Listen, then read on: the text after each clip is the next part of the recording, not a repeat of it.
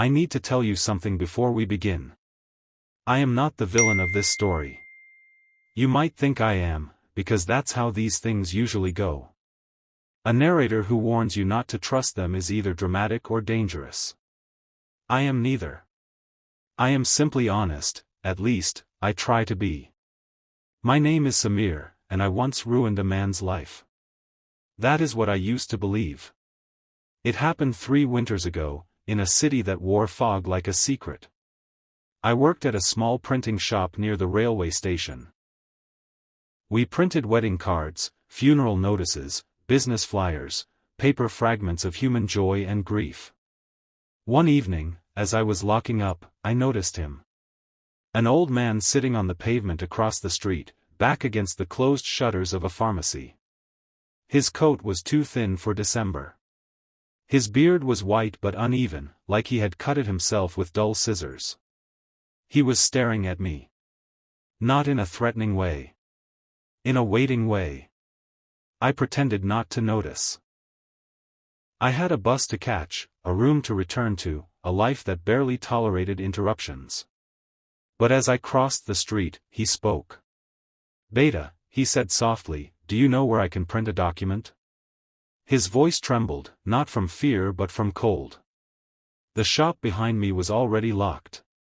I hesitated. Rules were rules. My employer was strict.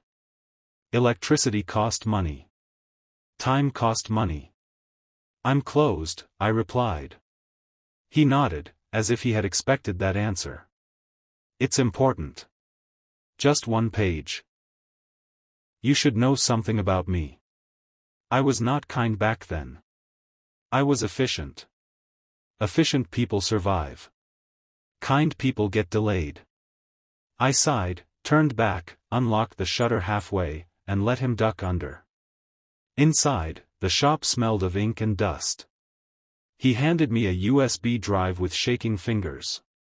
"It's a letter," he said. "To whom?" He smiled faintly. "To someone who stopped believing in me." I rolled my eyes internally. Drama. I plugged in the USB. A single document appeared, for my son. I didn't read it. I'm not that kind of person.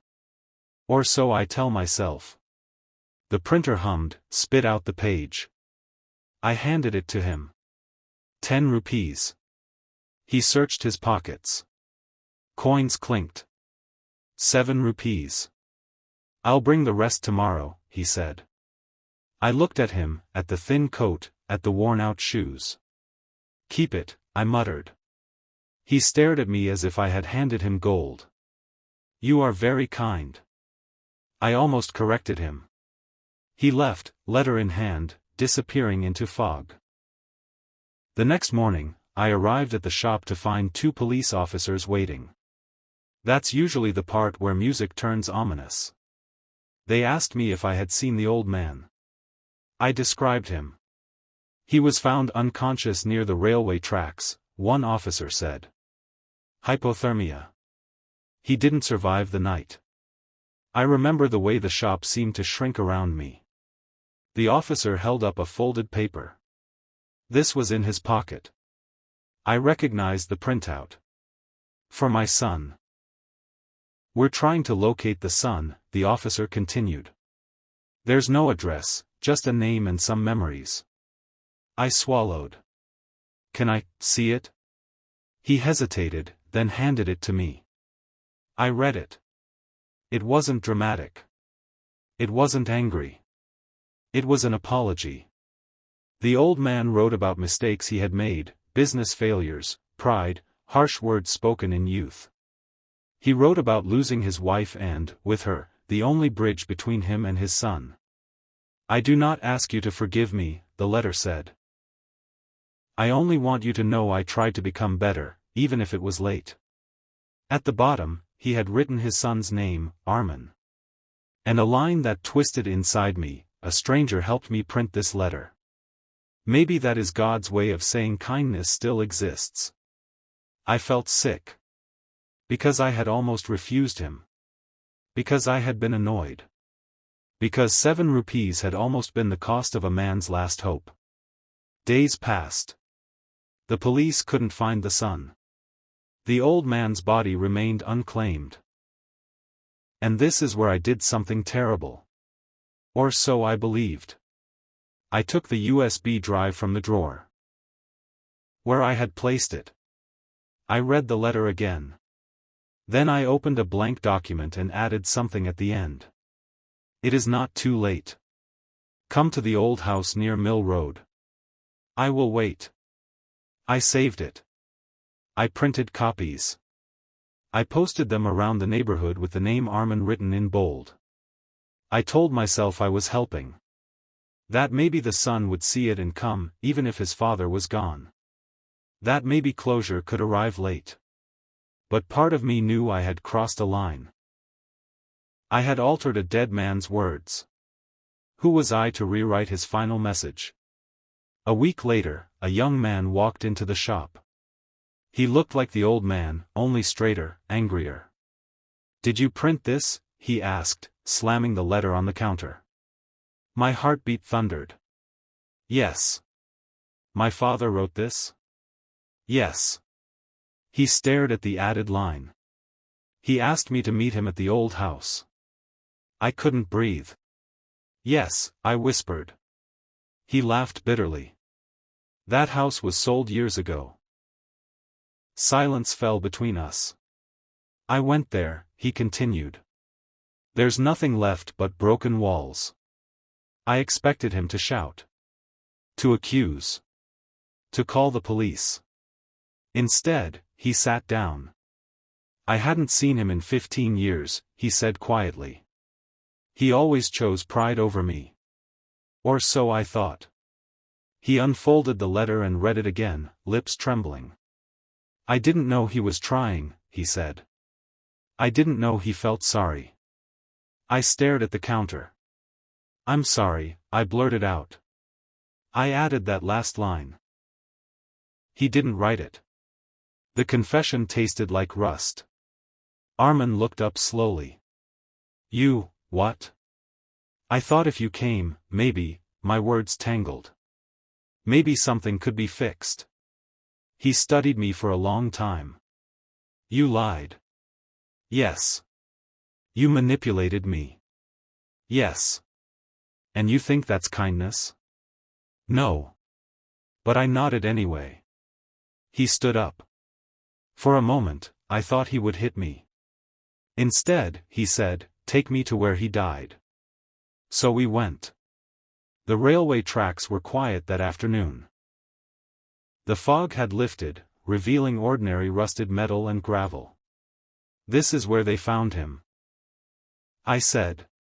Armin stood there, hands in his pockets. I was waiting for him to apologize, he said. All these years.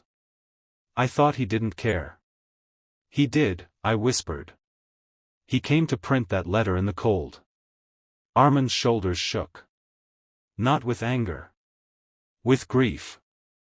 I wasted so much time hating him, he murmured. We stood there for a long time. Finally, he said, you shouldn't have changed his words. I know. But if you hadn't, I might never have known he tried. He turned to me, eyes red. You're a terrible narrator. What? You tell the story like you're the villain. But you're not. You're just human. I wanted to argue. I wanted to insist that good intentions don't excuse lies. But he continued. My father hurt me, he said. But he tried at the end. And you tried too. Clumsily. Wrongly. But you tried. He took the letter, folded it carefully. I forgive him, he said, voice barely audible. And I forgive you. That should have been the ending. A clean redemption. But stories aren't neat. Months later, Armin returned to the shop. Not as an angry son, but as a quiet visitor. He brought tea sometimes. We talked about his father, about the good memories and the bad ones. One day, he handed me an envelope. I found something, he said. Inside was a photograph.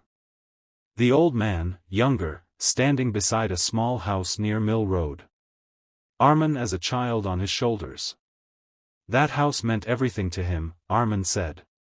When he lost it, he lost himself. I looked at the picture, at the place I had mentioned in the false line. You see? Armin said gently. You didn't invent that location. It was already in his heart. I blinked. But he didn't write it. No, Armin agreed. But maybe he wanted to. That sentence has haunted me ever since. Maybe he wanted to. I still tell this story as if I committed an unforgivable act. I still say I ruined a man's final words. But here's the truth you're supposed to doubt. I didn't save the old man. I couldn't. He died alone in the cold. What I did save was a son from a lifetime of bitterness. Armin now volunteers at a shelter near the station. He says no one should face winter alone. Sometimes I join him. We hand out blankets, tea, printed forms for government aid. Last week, an old woman came asking for help writing a letter to her daughter. Armin looked at me and smiled. You're good with letters, he teased. I sat down with the woman. I listened carefully. I wrote exactly what she said. No more, no less. When she finished, she asked me to add one line, I will wait for you. I hesitated. Then I wrote it. Because this time, it was hers. So don't believe me when I say I am not kind. Don't believe me when I say I am the villain. I am a man who almost refused to unlock a shutter. A man who added a sentence that wasn't his to add. A man who learned that kindness is not always clean or correct. If you must doubt someone in this story, doubt the version of me who thinks goodness has to be perfect to count. The old man believed a stranger helping him print a letter was proof that kindness still existed. I didn't believe him then. I do now. But remember what I told you at the beginning. Don't believe the narrator. Look instead at the small acts, the unlocked shutter, the 7 rupees forgiven, the son standing by the tracks choosing forgiveness over fury. Stories are shaped by the voice that tells them. Kindness is shaped by the hands that do it. And sometimes, even a flawed narrator can tell the truth.